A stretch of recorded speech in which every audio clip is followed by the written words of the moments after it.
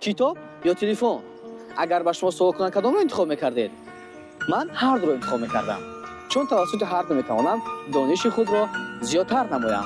با کتاب که معلوم چگونه دانش خود را زیاد میکنی، مطالعه میکنی، مفکورت وسیع میشود. اما با تلفن چگونه؟ من به شما نشان میدهم. با تلگرام کانال روزنامه خطلان وارد میشوید و کتاب دوست داشته خود را مطالعه میکنید، چون روزنامه خطلان بخشیده به اعلان کردن سال 2025 سال فرهنگ کتابخوانی، نشر کتاب‌های الکترونی را در کانال تلگرامی خود به راه مانده است.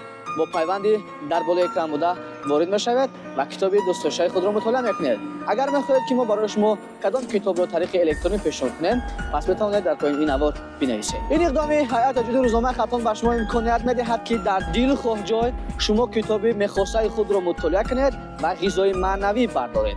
با کانال تلگرامی ما ابونه شوید و بهترین کتاب ها را برای خود بارگیری نمایید. با خطلان به پیش میروید.